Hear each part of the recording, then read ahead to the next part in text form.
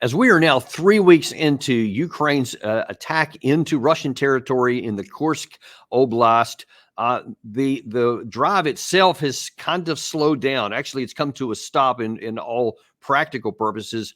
But Russia's response, by many in the West, have been saying that it is very slow, that he is actually hesitating. He's not doing really well under pressure. And then whether or not that actually implies that maybe that Russia is not as good as what they say and that there's not as much danger from Russia. That's what a lot of the commentators in the West are saying. If you actually look at the evidence presented, however, it's not at all clear that this was a mistake by the Russians. As a matter of fact, it could have been an exploited opportunity for the Russian side. And we're going to get into that today. And folks, we have nobody better to do this with than one of my favorite guests, Alexander Mercouris. He's the co-host of the Duran. We've had him on our show before. I've been on his show before. An absolute delight to have you back, Alexander. Welcome to the show. Well, it's an absolute delight to be on this show, and thank you very much for inviting me. Certainly my pleasure. By the way, that I just gave us the title that we have there as you're the co-host, but one of our guests has already shown that actually I didn't get the title quite right. Here's one I think has looked a little bit better, if I can find that here. Sir, the Oracle of London. I love that. That's kind of the way I view it. So, yeah. So I'm really happy to have the Oracle on here because you've got a good reputation for that. But let's kind of get to this. First of all, kind of to bring any of our guests up who may not be tracking exactly what's been going on with this Kursk operation. I'm going to bring up here a map that shows two different snapshots of the. No, not that one, Gary. The one with the map with the two ISW shots on it. If you can bring that one up, it's going to show. This is the first of all what the Kursk incursion. Not that one. Yeah, there's the one. The one on the left here. Now, this is from the Institute for the Study of War, and as a lot of you know, I have very low regard for their analysis of things, but they are really good at making maps, and this is one of them. So it's very accurate. But this also shows just exactly what's been able to be accomplished by the Ukraine side. So the map on the left there was about 10 days into the operation, and the one on the right there was as of yesterday. And you can see that there's very little difference. So a lot of the gains, some of the gains actually that Ukraine made earlier have been lost, and they've pushed out a little bit further in a couple of different areas. But by and large, the incursion has now been contained. And actually, I'm going to shift now to a different map, one that I can maneuver around a little bit. Is that you can see, so in kind of the context of where that map was, I showed you, this is the line of contact where the majority of the fighting's been going on for 2.5 years. And then this up here is the Kursk attack. And this area in the blue here roughly corresponds, the light blue roughly corresponds to the two light blue areas on the ISW map I just showed. And you can see in this kind of like pink area around it, that's basically where Russia has positioned its forces to contain this incursion here. And now then they've been using air power, artillery, drones, and even some direct action on the ground to slowly just grind down the Ukrainian side. And so when you look at the map, especially from this side, and you say, okay, this is 3 weeks in, it seems like this vaunted Russian military power, that allegedly, according to both Ukraine and British intelligence in the last few months, had claimed that there were somewhere around 200,000 Russian troops in the area that I'm pointing to here on the Russian side. And one wonders, well, why did they not just move immediately to cut that off?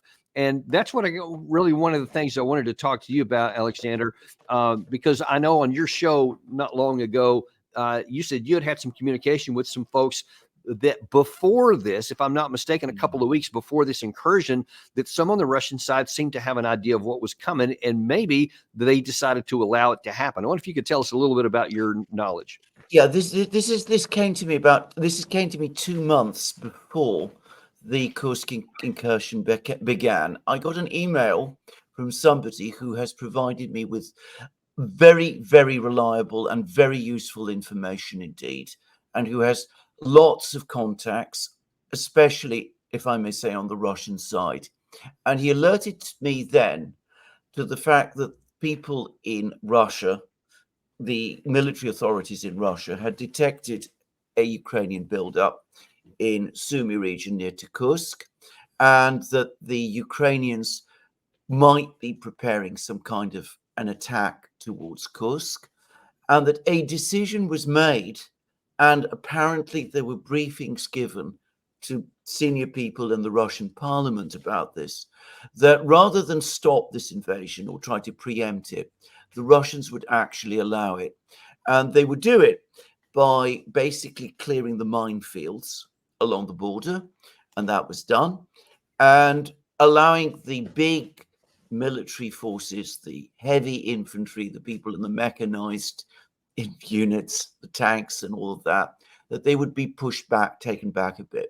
And the assumption was that the Ukrainians would take the bait, that they would advance into Kursk region, and very quickly they would become stuck there because the territory is difficult, apparently, to advance through, and it's heavily forested, and there's apparently lots of streams, and it's small villages and things of that kind.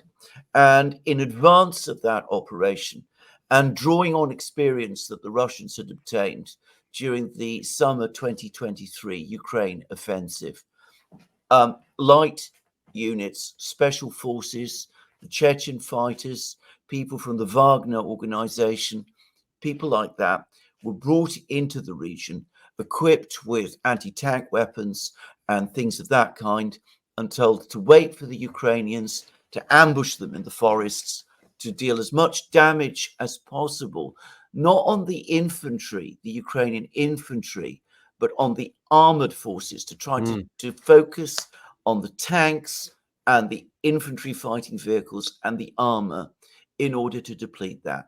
And well, I got that email and then I didn't pay much attention to it at the time because, well, it seemed a little surprising and far-fetched. And then it all started to happen. And the same person who's provided me with a lot of information in the past and contacted me again and pointed out to me that he'd actually forewarned me in advance that this was coming. And he provided me with more details. He told me who the Russian official who was in overall charge of this operation was. It's a man called Duran, who is a person with a special forces background. And he also provided me with more explanations of what the Russians ultimately intend to do. But the key point is that the purpose of this operation is to drain Ukrainian reserves, and especially their armor, their tanks, and their infantry fighting vehicles and things of that kind.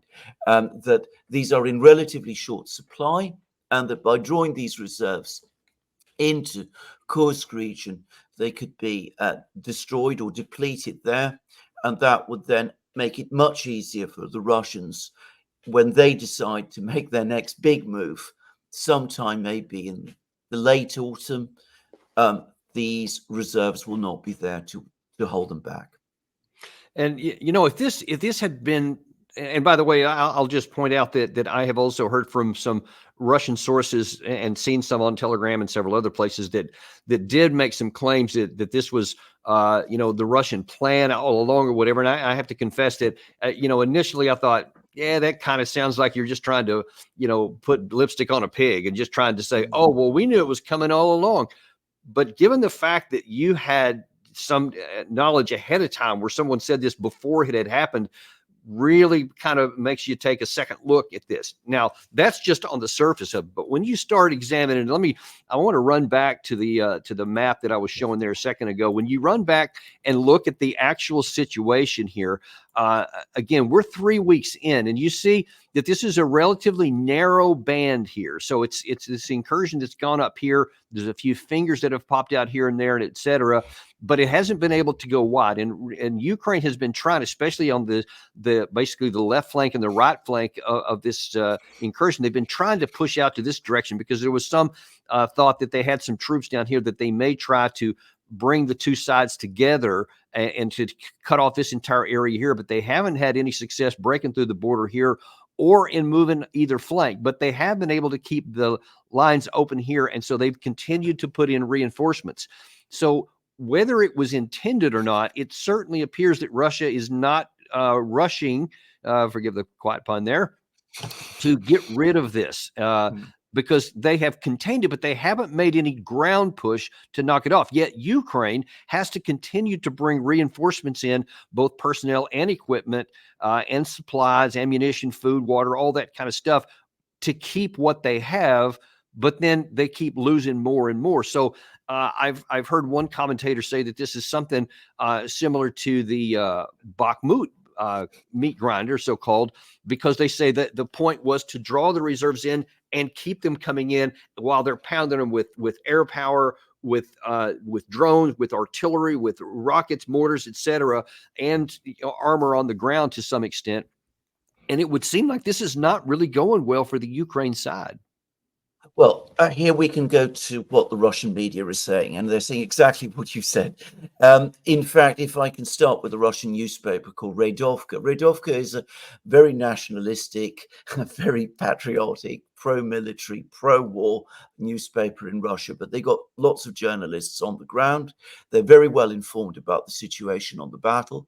And they said exactly the point, they made exactly the point that you've been making. They're saying that the major priority of the Russians is to stop the Ukrainians broadening their flanks. In other words, to stop the Ukrainians enlarging what Radovka says is this bubble that the Ukrainians have. And this is where I must admit, not being a military person, I feel it is at a disadvantage. But the point is that what the Ukrainians need is to capture particular locations which they could sort of fortify, at least to some extent, in order to anchor the entire defense line. And this hasn't happened. So this is why there's been the attacks, south, the attempted attacks south of the Seine River, which have been, well, they haven't happened. There have been attempts to advance eastward from the town of Suja, which was unsuccessful. The Russians are just keeping this thing very bottled in into an area where the Ukrainians have difficult logistics because the roads aren't good. That's the other problem with this whole area. The roads are not good at all. And there's only one important road, apparently, leading into Suja from Ukraine itself. And most of the logistics have to pass through it. The Russians are able to observe it, and they can destroy lots of equipment and supplies that go through that too. And the point that was being made, and I mentioned Radovka, but it's been discussed now by other newspapers, Izvestia, for example, which is a rather more famous newspaper going back to Soviet times, so the more establishment newspaper. They're basically making exactly that point, that this has now become a kind of fire sack, that it's a place where the Ukrainians are pouring in their men and their machines and their equipment, and they're being attrition. And that it's a kind of gift, if you like, that the Russians have, and that they're in no hurry to bring an end to, because it's a gift that gives on giving. I think that there are questions about this. I mean, there are concerns about the fact that there's a nuclear power station located not very far from here. So this is a strategy, if it is a strategy, not without risks. But I understand that this is something that the Russians have done before. And again, maybe this is something which military people would understand better than me. But this is exactly what the Russians are saying, exactly the points that you've been making up to now. And it's ironic because one of the problems, quite frankly, with the Western media is that we have incredibly small historical knowledge. We don't really understand how things work. We don't understand how war works. We understand how the 24-hour media cycle works, and we understand it well. So when this happened, there were many publications that were gleefully pointing out that Russia was taken by surprise, that this is a huge embarrassment for Putin. I frankly, I think it made that comment that early on that there was some concern, there were embarrassment for Putin. I said that it was going to be a temporary thing and it wasn't going to make any difference militarily, especially even on the operational, forget about strategic view, because there was no practical way for this to succeed. But now then, when you look at what the Western is saying now, they're continuing to basically mock Putin. For example, here's one in Politico I think this is very recent. This might have been yesterday, where they say Putin is paralyzed in crisis again, and they say he has never done well with when unexpected things happen. He's just paralyzed into inaction. You had CNN saying that Putin's crisis management has exposed his real problem, that he doesn't really know what to do, and so that's why you haven't seen any of the movements. And then one of the other ones here is that Putin's slow response to the Kursk attack could test his patience of some of his Russia's backers in the Russian media, saying, "Oh, well, why aren't you doing this? This was the first incursion of Russian territory since 1941, and a lot of anger was in Russia." And I think there was some of that in the early stages. But since you monitor that relatively closely, what have you seen in the Russian media? Have you seen people turning against Putin and saying, "Hey, what are you doing? You can't handle this"? How has it been that you've seen? No, it hasn't worked like this at all. And I think this is, where there's a fundamental cultural difference, and one which I think people in the West do need to understand, because I don't think they do. But the way Russians respond to events of this kind is very, very stoically. They understand that this is a war. I mean, Russia, after all, is a country which has experienced many wars. They understand all about wars on their own territory because they've had to fight many. In terms of Russian thinking, and by the way, this is a point that has just literally minutes ago been made to me by a very senior Russian diplomat, Dmitry Polyansky, who is on the one of the team of the Russian in the Russian team at the UN Security Council. Anyway, from a Russian point of view, it's important to remember that all of the territory that they're fighting over, Donbass, Crimea, all of it is Russian. So they are not going to be thrown off balance by an incursion into a relatively unpopulated area of Russia, far away from the big centers of population. It isn't going to be that kind of shock event that it might be if it happened to any Western country. They're much more prepared for this sort of thing. And as I think that if you're talking about Putin himself, what Russians look for when they look to their leader in a kind of situation of this kind is calm. They want to see him calm, and they want to see him making decisions in a careful, methodical, systematic way. And that's exactly what Putin did. So he called all the relevant people together. There were meetings, there were discussions about what to do. The relevant forces were brought in. The situation was contained exactly in the way that you said. He felt confident enough to go on a trip to Azerbaijan, which is an important meeting, and he met with the leaders of Azerbaijan. He continues with his diplomatic work. He's spoken to the Prime Minister of India today. He's had a big discussion about economic questions. The point is, he gives the impression of not being thrown off balance or panicked. And that is what Russians want to see. The worst impression that he could have conveyed in Russia would be to, call emergency meetings, phone up the people at the front line, rush off to the front line, deploy the troops, do all of that. That, on the contrary, would have suggested to people in Russia that this really is a crisis and something is really going very badly wrong, and that Putin himself has lost his nerve. It's a different culture, and it's a different mindset. Yeah, I think that, Alexander, I think that one of the best examples of that recently was the terrorist strike in Moscow at the Music Center a few months back.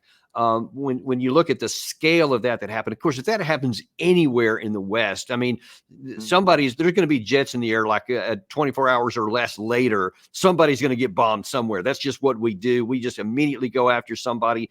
But many in the West also accused Putin of, not responding well to that he took a while to respond, et cetera. There wasn't any big strike.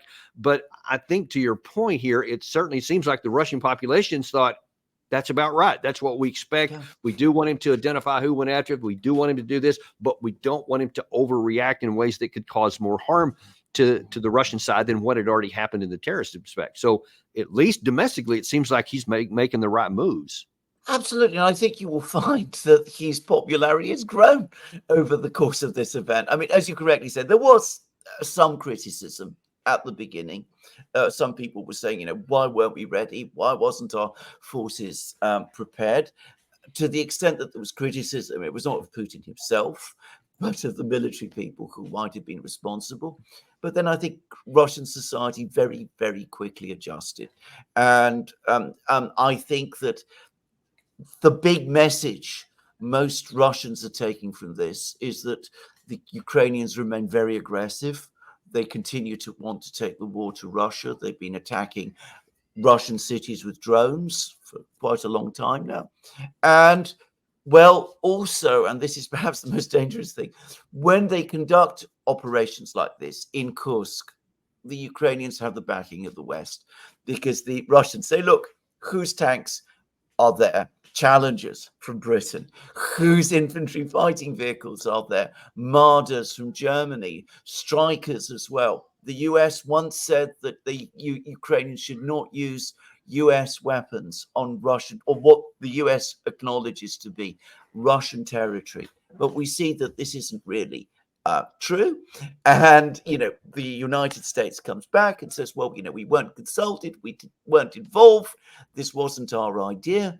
But of course, the Russians say, well, it might not have been your idea, but you're clearly supporting it because you're still supplying weapons which are being used in our territory in this kind of way. So Right. what it does is it hardens the mood in Moscow. It makes people more determined to see this war through.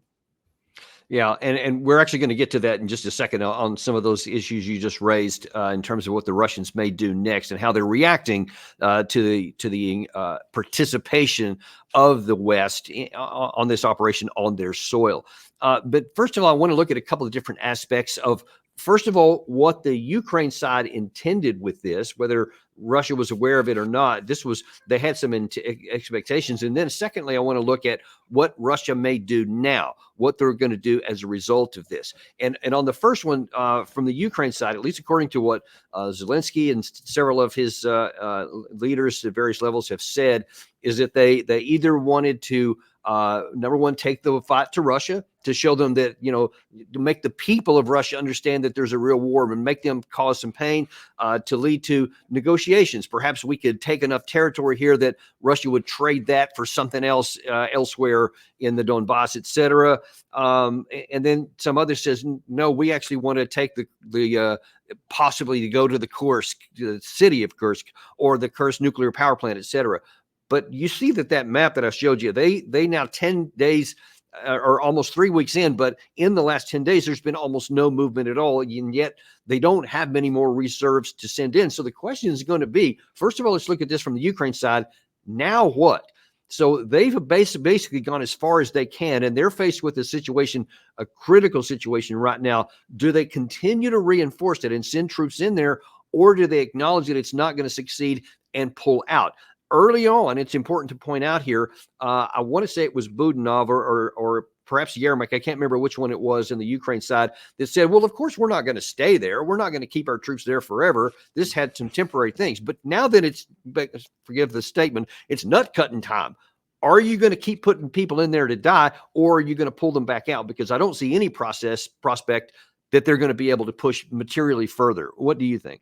Well, I think this is true. I mean, again, this is the kind of trap that the Ukrainians have walked into. Whether the Russians set it or whether the Ukrainians set it for themselves, it really doesn't matter in a sense now. I mean, they can't advance. I think this is now becoming clear with every day that passes.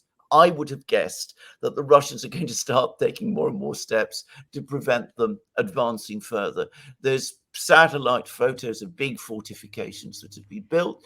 There's reports that more Russian troops are moving to the area. The Russian defense minister today has said that more equipment is being sent to the area, all from within Russia. So they can't advance, but they can't retreat, because a retreat now would be an admission of failure. It would be an admission that no actual objectives have been achieved by this, that lots of equipment has been lost. Quite a few men have been lost too. We don't, I mean, we get lots of figures from the Russians. You might not believe those figures. I think they're probably, with some qualifications, you can use them to get a sense of when the days are more fearsome or not. But anyway, some people have died. A lot of equipment has been lost. About that, there's no question, because we have lots of pictures of that. Right. So the question is, what was it all for? If they retreat now, the effect will probably not change much in Russia, because people will say, they'll shrug their shoulders and they'll say, well, the Ukrainians came in, but then we pushed them out again, but the real battle is elsewhere. But in Ukraine, it will be a major blow, because it has been talked up so much. It's been explained in such euphoric terms at various times that it will be an enormous letdown for the Ukrainian people to actually just pull back. But Alexander, though, here's the problem. I get totally what you say about the concerns on the Ukraine side too. If they withdraw, then all of those impressions are going to be left among their people. That's the primary issue here. But here's the problem. If you don't do that, then the chances of them all being destroyed grows by the day. Yeah. And so you can withdraw and face embarrassment, but now you still have your force and all those guys still get to live and you can use them elsewhere. But if they resist that because of how it would look, they risk losing them all, which would be profoundly worse than just the impression that something was bad.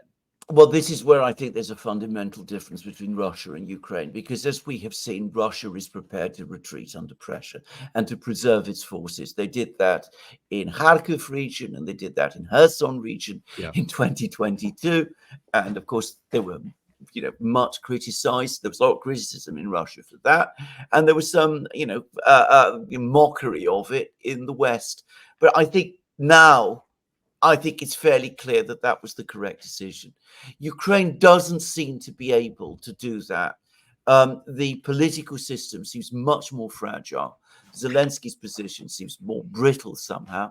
And I think also there's a fundamental difference in personality, in that perhaps, I don't want to seem too judgmental here, but perhaps the fact that Zelensky himself comes from a media background makes it more important to him to preserve the image and appearance of success. And maybe he thinks that's the way to continue to get support in the West. But logically, if you're looking at this from a professional point of view, I am absolutely sure you're right. The right thing to do now is to say, you've achieved nothing. You're just losing men, you're losing machines. Whatever you were trying to do, you haven't done it. Pull out now and cut your losses and think and do something else. Because to be frank, those men are needed in lots of other places and those machines are too. Gary, I can't read the small print in there. Is that looks like something I haven't seen. Is that today's news right there where Zelensky to present? It's just breaking in the last couple of hours here. Okay, and can you read what that small print was? I can't read that at all. Yeah, so Zelensky said just today that he will present Biden with a plan for victory during a meeting that they have planned in September. The president said he'll all be presented, obviously, to Kamala also. And so they're meeting in September. So he's got a plan of victory that he's going to lay out for them. Okay. Thanks for passing that along. I appreciate that breaking news, basically. And that leads in directly with what we're talking about, Alexander. That exposes the mentality. It is beyond crazy to be talking about a victory plan in another month from now, when you may not even have those troops there. And by the way, and this is probably a good time to do it, let me pull that map back up one more time, because we haven't really talked about the biggest consequence of all of this stuff. Yes, they're blocked in here. They're blocked in on the left and right flanks. And now that apparently Russia's moving 30,000 troops, I heard, into this area today. But then we get down in here into the real issue in the Pokrovsk area right here. This is the biggest danger area for Ukraine. You can see that Russia has been making significant progress here, about 50 kilometers in the last several months, which may not sound a whole lot like at the front of it. But what's important about this is that there have been an enormous number of defensive positions and defensive works that have been burned through, lots of casualties imposed. And if they get to this Pokrovsk area right here, as you can see, there's like 7 road and rail networks coming out of this area. It's incredibly important to support and supply all of the Ukraine positions elsewhere. And if Russia takes this, it could literally unhinge the whole thing. And that's without adding any additional troops when they come in here. Because Ukraine hasn't had the additional reserves, this advance by the Russians in this area has been moving faster and faster by the day, with the new and additional entire villages in some places being captured in a day. So the move is picking up steam because Ukraine didn't use those troops. And I think, to your point here a second ago, that's one of the objectives of the Russian side, was to let all the armor and everything go into this Kursk salient so that it can be destroyed and not available for use down here, especially if Russia breaks through. The defensive fortifications you can even see on this map here behind Pokrovsk are almost non-existent. There's just a handful here, and then just wide open swaths of territory that Russia could go through with much, much less difficulty. So by having this Kursk offensive here, the Ukraine side is risking collapse possibly in the east. I think this is exactly correct. And of course, if you go to the Ukrainian Telegram channels, which I read, and you follow what they're saying and what their commentators are saying, the military people, the people who are actually fighting, are furious about Kursk.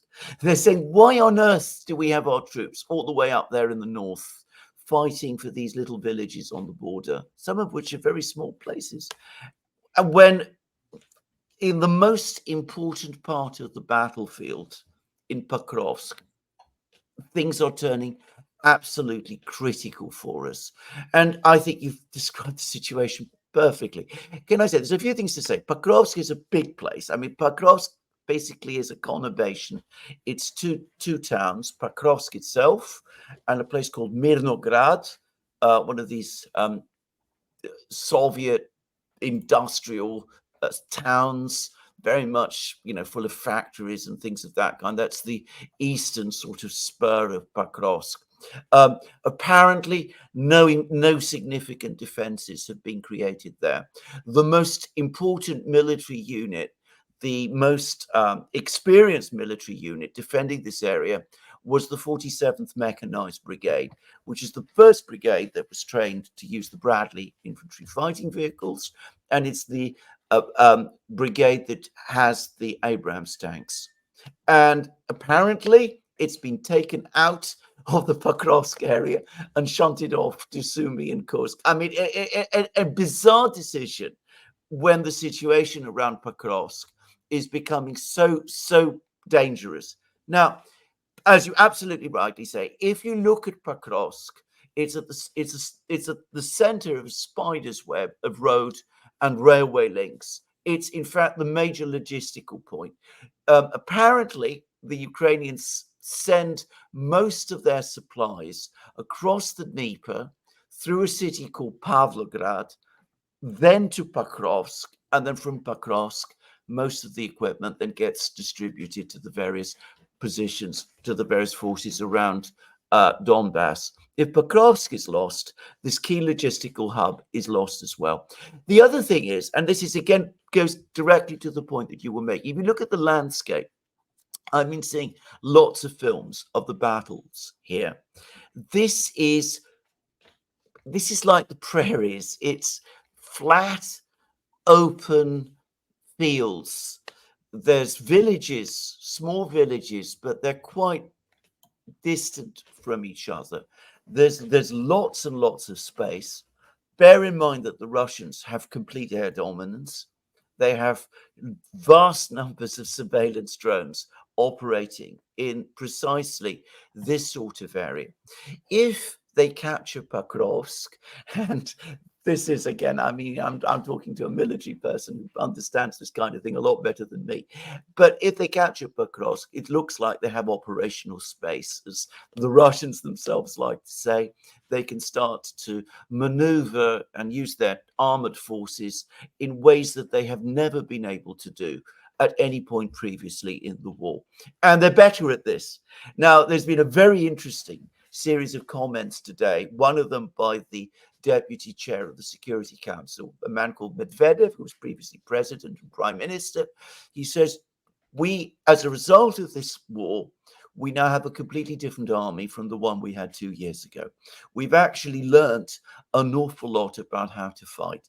We've understood things about coordination and about how to do communications and things of this kind, and how to integrate surveillance with our decision-making processes in ways that we just didn't do 2 years ago.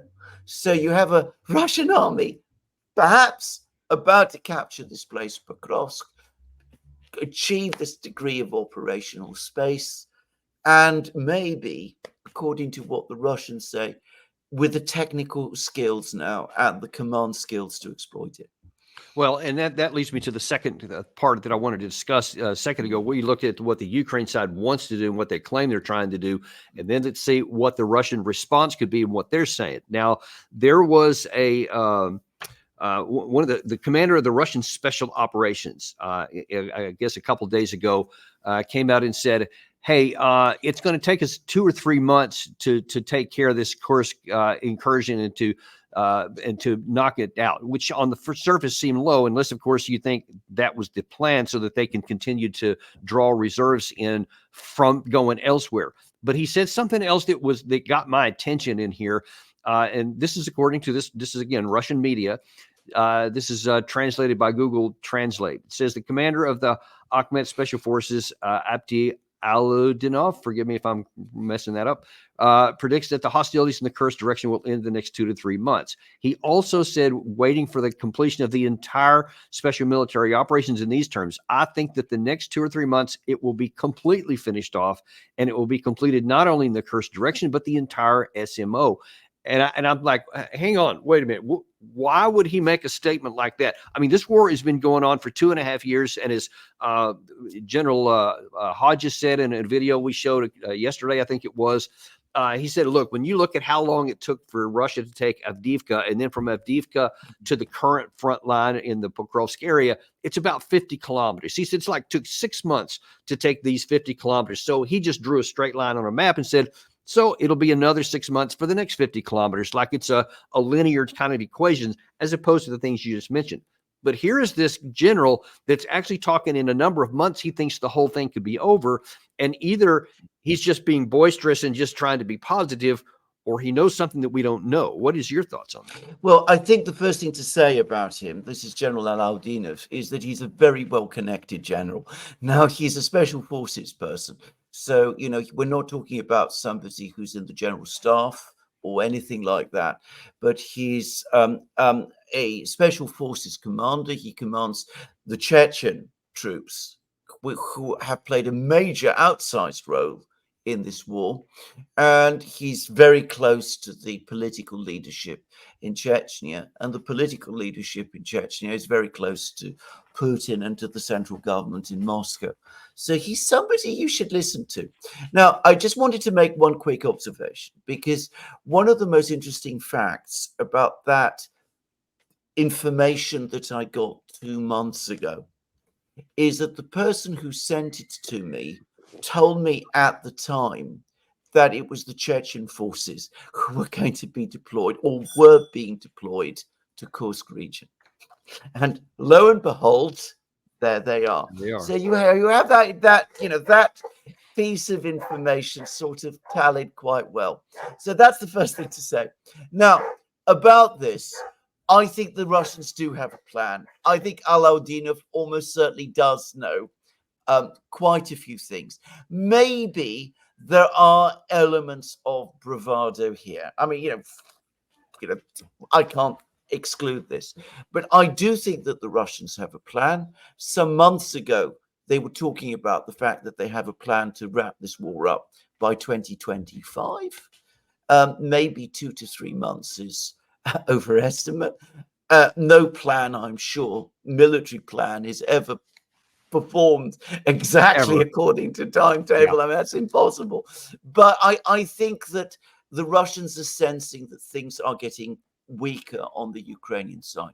And coming back to what General Hodges said, yes, it has taken the Russians 6 months to advance 50 kilometers, but they've had to capture some very, very difficult places along the way.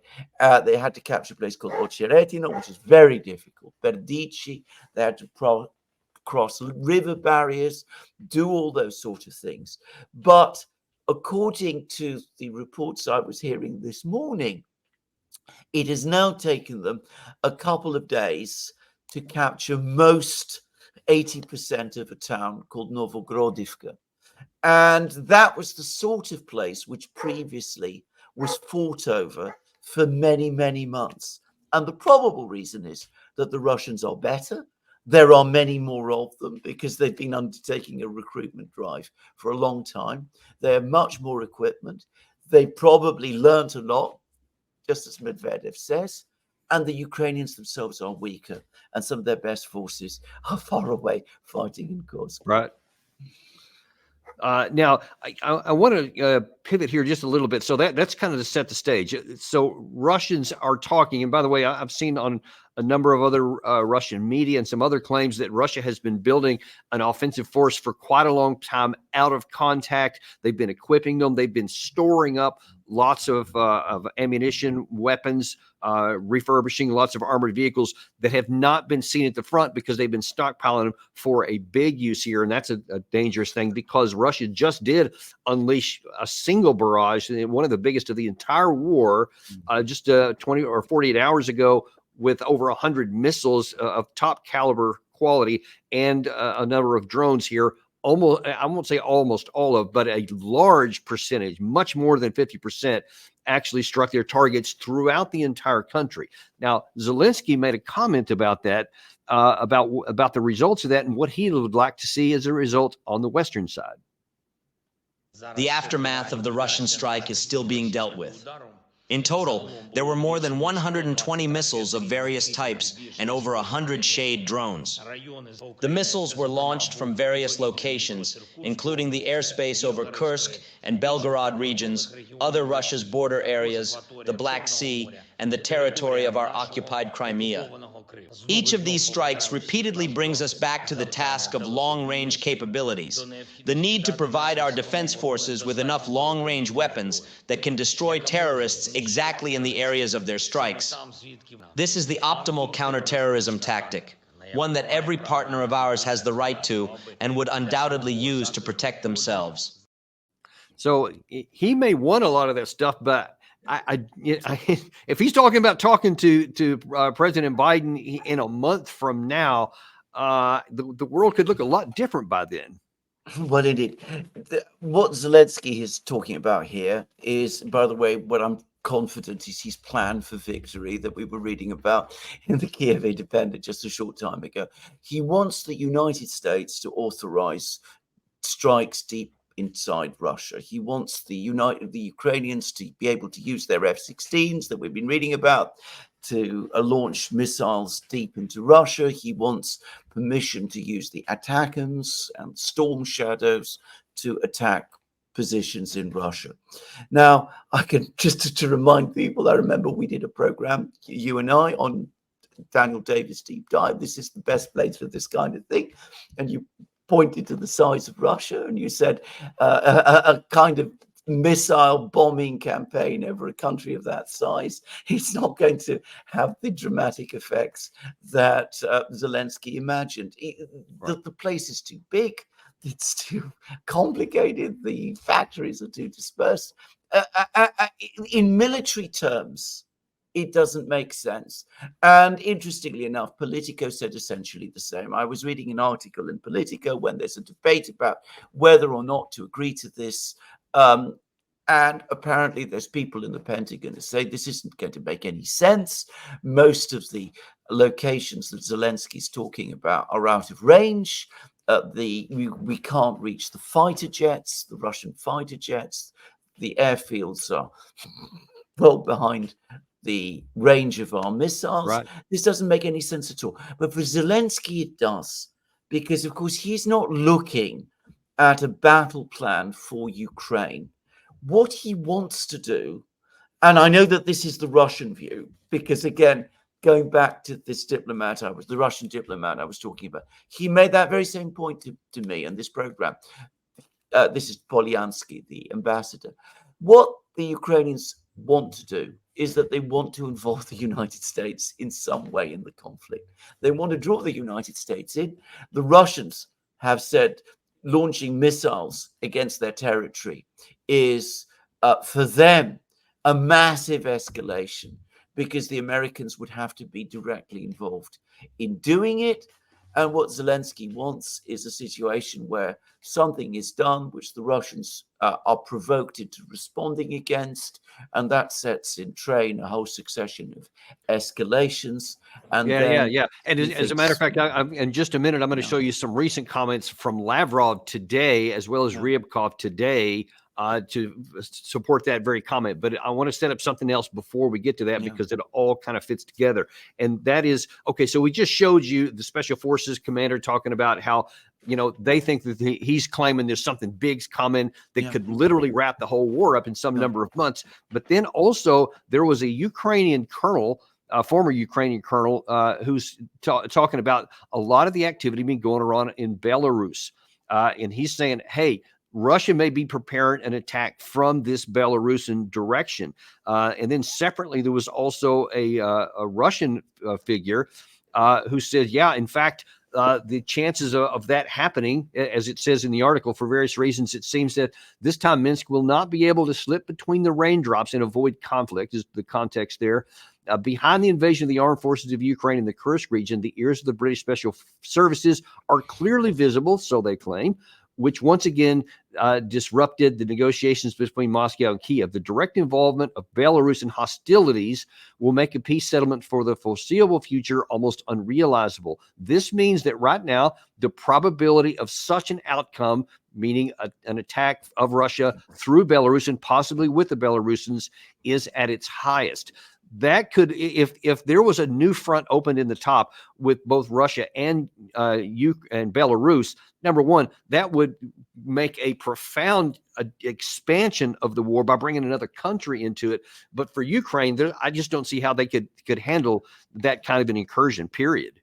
Well, I think that's entirely correct, and I would just also go back to what you were saying, that that there's that there are rumors that the Russians are building up forces inside Russia. In fact, they are building up forces. I mean, this is not something that the Russians are concealing.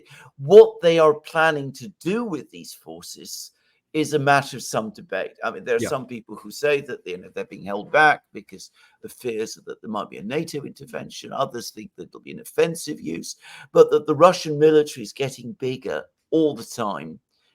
That is not, a topic that you need to guess about. My own view is that there is going to be a big offensive. I think that that's exactly what the Russians are working towards. Whether it's going to involve Belarus or not, I don't know, because the Russian General Staff obviously doesn't share its plans with me. But I think that there is going to be an offensive of some kind. I think that we are moving in that direction. I think that with Pokrovsk taken, because I'm sure the Russians are going to capture Pokrovsk with the operational space achieved, as they say, then I think that they will be moving as quickly as they can from this point onwards towards the knockout blow. I mean, that's my sense anyway.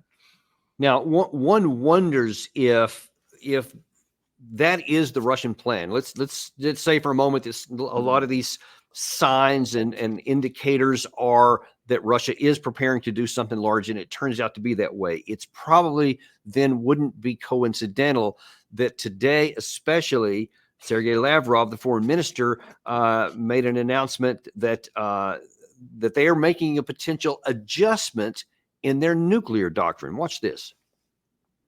A doctrine of using nuclear weapons, among other things, and we are now making adjustments to this doctrine. Reaffirm this once again, that playing with fire And they are like little kids who are playing games with matches. It's a dangerous thing for adults who were trusted with nuclear weapons in West country. So now Lavrov has been saying this, as well as Putin and several other people we've had on this show before, where they're making lots of claims about World War III, and if this happens, we may go into this. And of course, none of that stuff has come to pass so far. So when you hear this, do you think, well, this is just the next in line of a lot of claims that Lavrov makes, or is something maybe different this time? And before you answer that, I'd like to tap into your past experience as an attorney, because you and I were talking before the air here that I'm just saying that something in my spotty sense tells me that something's different here, and that there does appear to be some movement, that even though I can't particularly knock it down to why I think it's different. But you made some similar comment. I wonder if you could explain that. Yeah, I mean, briefly this, if you are in litigation, and I did an awful lot of litigation in my time, and I used to work in the High Court in London, what you tend to find is that in every case, particularly the bitterly fought case, where there's civil litigation, there comes the tipping point. There comes the moment when you know either you're going to win or you're going to lose. And I think we're at that point in Ukraine now. I've been following the war very closely. I've been seeing what's going on the battle lines. It's been my sense that not only is Ukraine getting weaker on the battle lines, but that the Russians themselves are sensing it, and that they're getting stronger, and that they feel, that the Russians feel, and I think they're right to feel, that a kind of tipping point has been reached, that Ukraine's ability to go on defending and resisting a major Russian assault is ebbing, and that this is the moment to deal out the blow, which is what lawyers do. That when they sense that things are beginning to change, that's when you go all in and bring the case to a conclusion. And you often, without needing even to go into a court hearing. And I think this is what we're seeing now. A point which perhaps has been overlooked. Some days ago, about 3 days ago, Putin actually had a meeting with all the top military commanders. It wasn't given much publicity, but he met Gerasimov, who's the chief of the general staff. He met Rudskoy, who's the chief of operations of the general staff. He apparently spoke by telephone to all the corps commanders. The Russians call them group of forces commanders, but I think we would call them corps commanders. It looked to me like a council of war, if I can use that expression, that they were briefing him and saying, look, we brought the Ukrainians to this point. This is the moment when we need to take advantage of that. Maybe we still got a bit of work to do on the front lines. Maybe we've got to take Pokrovsk first.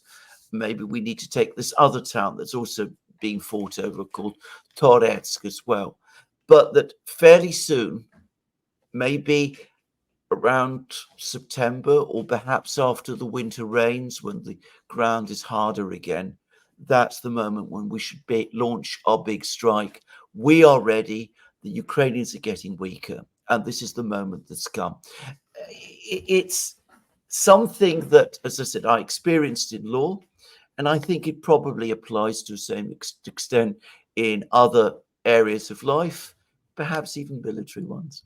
Yeah, I certainly, it matches my personal military sense for many of the very reasons you mentioned there, because we're not talking about the second year of war here, or the first year even, but now that we're actually rolling now toward the third year of war, and Ukraine just cannot maintain these casualty rates, and Russia is maintaining their casualty rates and exceeding them nearly every month, and maybe every month.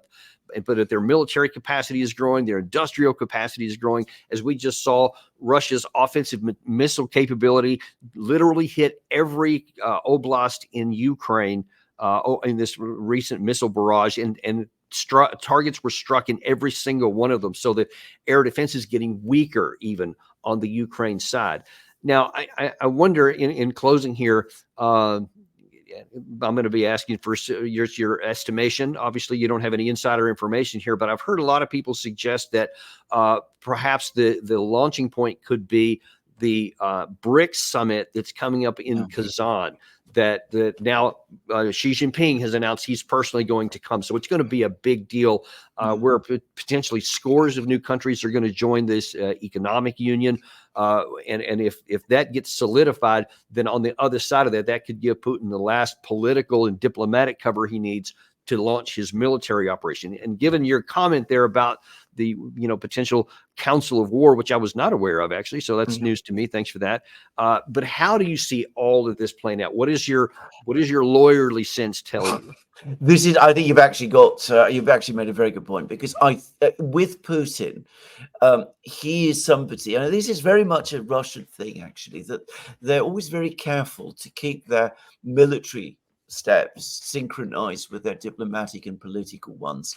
And again, very interesting discussion, as I said, that I had with the Russian deputy ambassador. We had it on the Duran, and he basically conceded that until fairly recently, the Russians were coming under some pressure to open up negotiations with the Ukrainians, and they were coming under that pressure from their friends. Not from the Western powers, but from their friends, from the Indians, from the Chinese, from all of these people.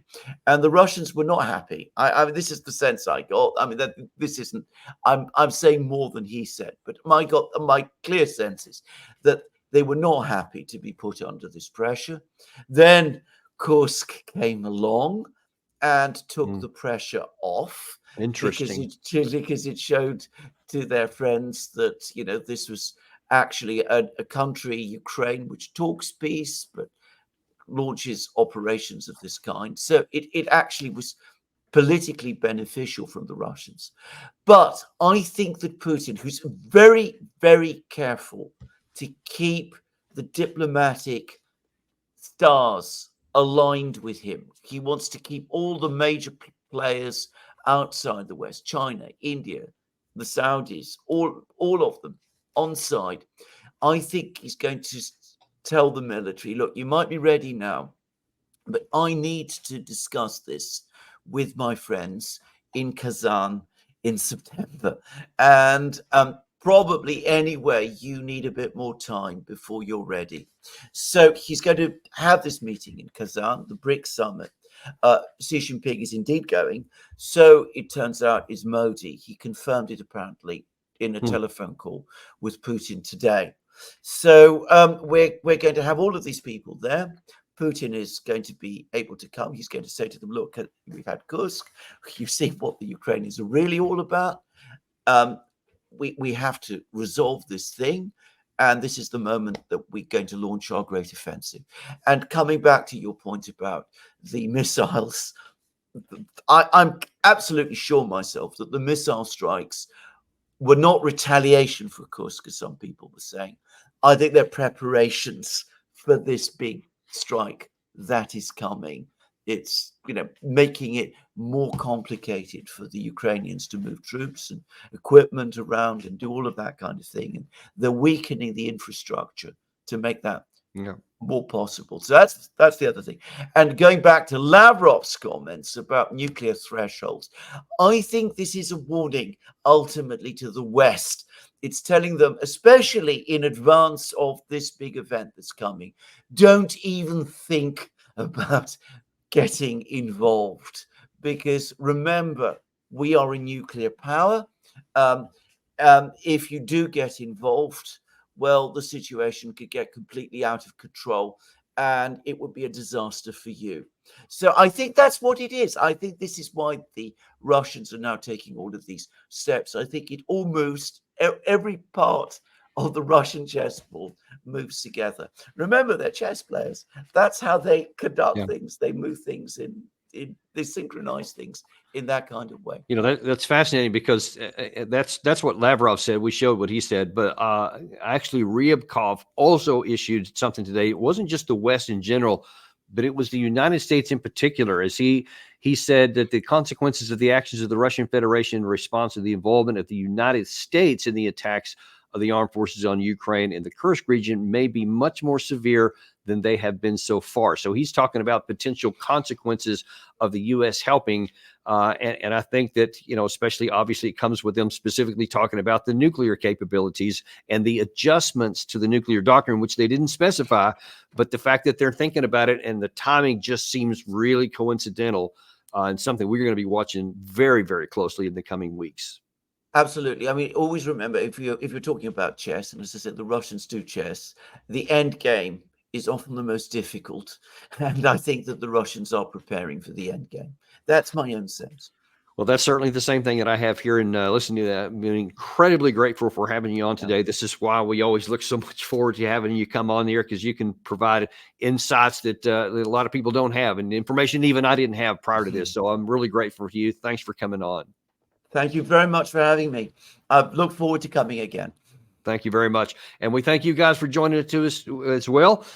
We got more for you today. We're going to have Larry Johnson on in about 40 minutes from now, where he's going to be talking about what Lavrov said. We're going to be going into a little bit more detail because Lavrov said quite a number of things in that press conference, and we're going to get Larry to dig into them. And we will be back with you then to find out, are we getting close to World War III or not? And what can we do to avoid it if we are? Larry Johnson at 3 o'clock. Don't forget to join us. Be sure and like and subscribe. And I'll look forward to seeing you in about 40 minutes on Daniel Davis Deep Dive.